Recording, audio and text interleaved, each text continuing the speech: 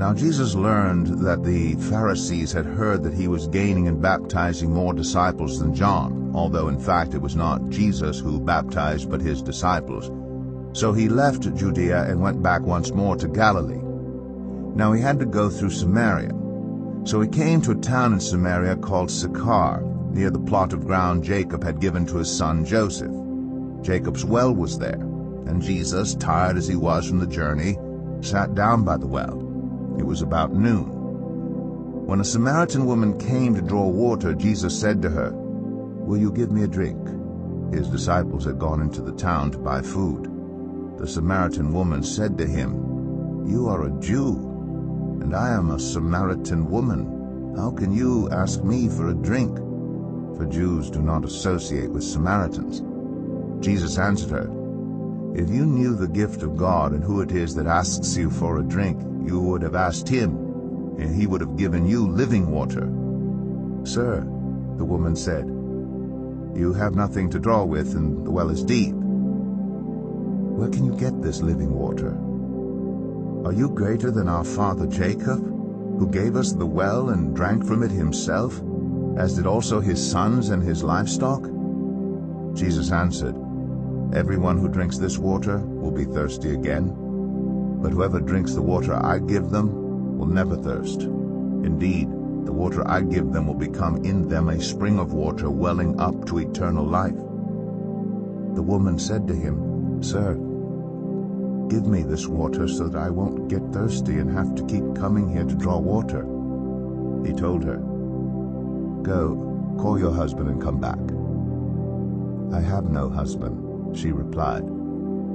Jesus said to her, "You are right when you say you have no husband.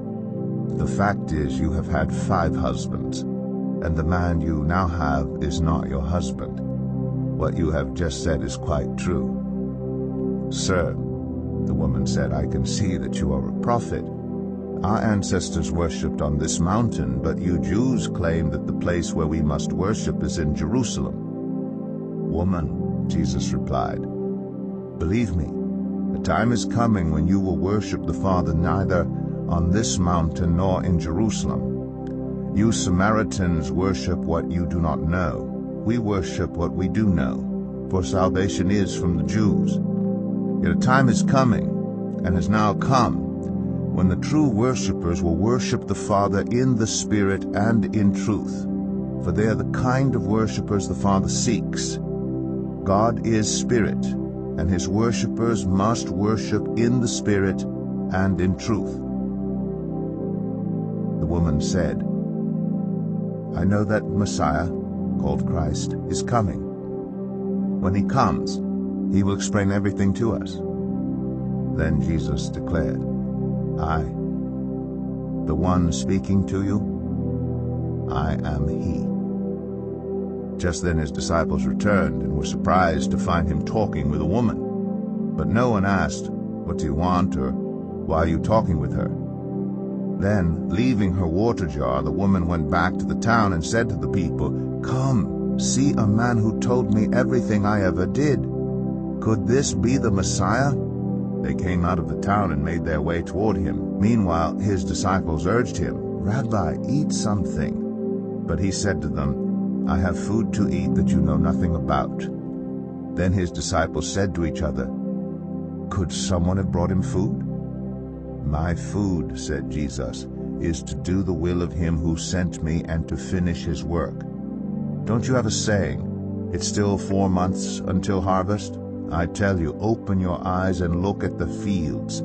They are ripe for harvest. Even now the one who reaps draws a wage and harvests a crop for eternal life, so that the sower and the reaper may be glad together. Thus the saying, 'One sows and another reaps,' is true. I sent you to reap what you have not worked for.